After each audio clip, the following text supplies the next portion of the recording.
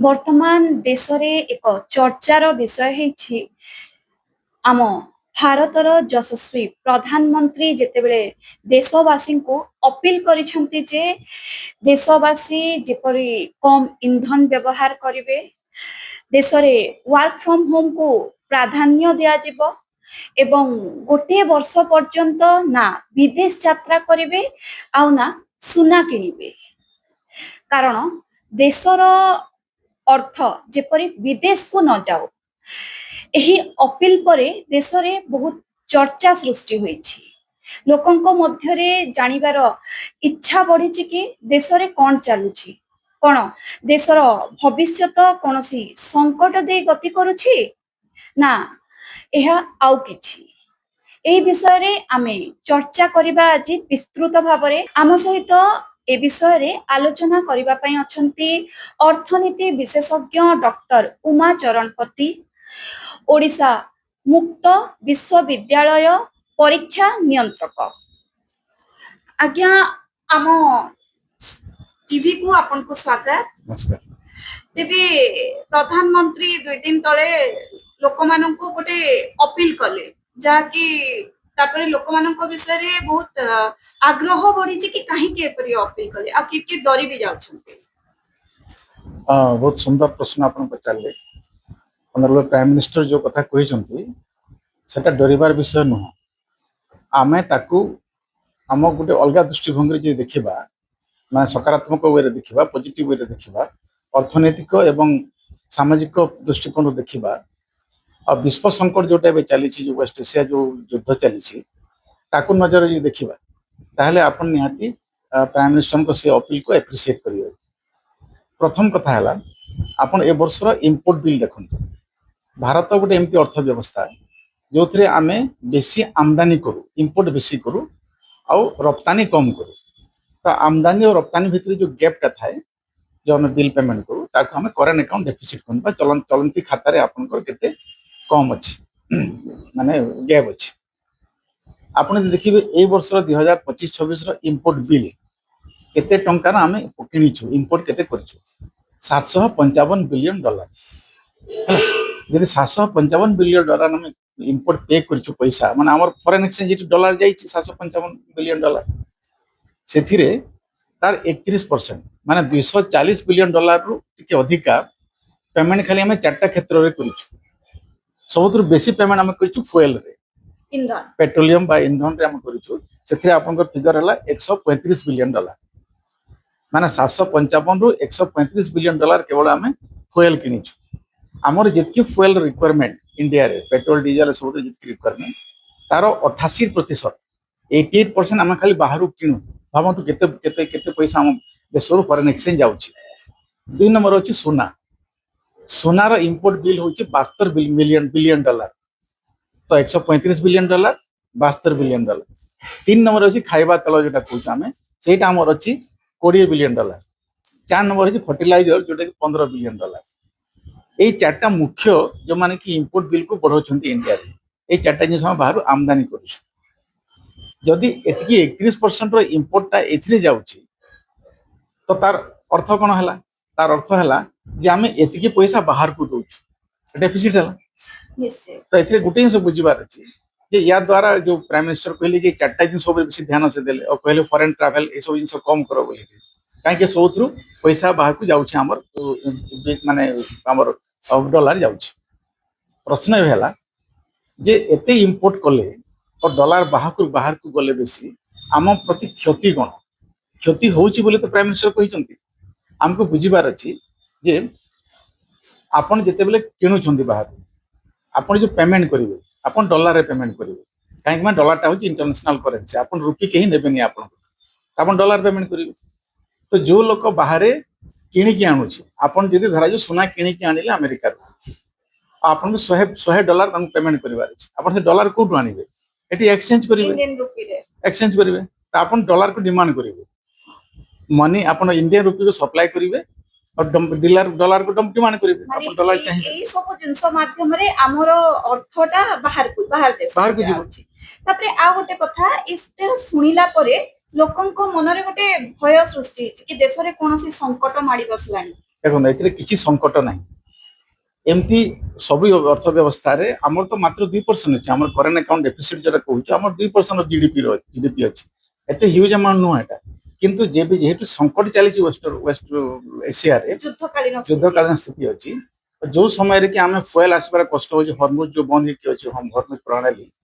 सही टाइम रे आमे यदि बेसी फॉरेन एक्सचेंज बाहर को देबा तो आपण जो डिमांड बेसी करिवे डॉलर रो सप्लाई अपेक्षा डिमांड बेसी कले कोन होय प्राइस बढ़े आपण जो जिंस बेसी डिमांड करिवे तार प्राइस टा बढ़िबो निश्चित आपण एते बेसी डॉलर डिमांड करूचंती डॉलर डिमांड बढ़ी जाउची डॉलर बढ़िबा द्वारा हमर रुपी देखंतु अब एक्सचेंज रेट टा 95 टंका हे गलानी जोटे 80 टंका थिला 95 टंका हेलानी निश्चित तार अर्थ हैला आपण जदि फॉरेन रे आपण को जदि के पढुची पाठ पढुची धरा जो तार $10 होची फीस दबाटा मास की फीस सपोज $10 कोन यूनिवर्सिटी से दबो प्रीवियस रेट हिसाब जे 80 टंका थिला डॉलर रुपी रो एक्सचेंज रेट आपण 8000 टंका दउतिले $10 को 80 टंका रे 8000 टंका देले माने 800 टंका देले एबे जेतले 95 हे गला एबे 950 टंका हे गला निश्चित तो बढ़ी गला हम तो सेति पई डॉलर जदि बेसी डिमांड हबो रुपीटा हम टंकाटा दुर्बल हे जाय इंटरनेशनल मार्केट रे दुर्बल हे फॉरेन एक्सचेंज दुर्बल हे गले आपण बेसी पेमेंट बाहर को देबा को पड़िबो बेसी पैसा कंट्री को बाहर को पड़िबो आपण सेते दुर्बल हेबे डेफिसिट बढ़ी बढ़ी जिवो तो प्रधानमंत्री कहले जे संकट नाही किंतु ए जो संकट आसीबार संभावना अछि यदि युद्धटा आकु गला और बेसी समय हैला फुएल आसीबार प्रॉब्लम हैला ताले हमकु एबे फॉरेन एक्सचेंज को कंजर्व करिवार अछि हमने आगरू सतर्क करि देले आगु सतर्क हेबार अछि तो सतर्क रे दुईटा किछि लोक कहउचंदी नै सरकार लोकन को ही मना करछि सरकार किछि पदक्षेप नेलेनी सरकार नउचंदी पदक्षेप एटा नउ नउ ना सरकार पदक्षेप नउचंदी रिजर्व बैंक ऑफ इंडिया के नजर रखि सबुतरे हमर अर्थव्यवस्था ठीक चली हम जो मैक्रो फंडामेंटल्स को सेटा भी सब ठीक चली किंतु प्रधानमंत्री एथि पई अपील कले जे आगामी दिन रे यदि कोनसे संकट न हुए तो भारत को आत्मनिर्भर यदि करिवार अछि विकसित भारत रे परिणत करिवार अछि ताहले आमे इंपोर्ट उपरे बा फॉरेन कंट्री उपरे हमर जो डिपेंडेंस ता कमेबा को हबो आ गोटे कथा कि आमे जति आम देश रे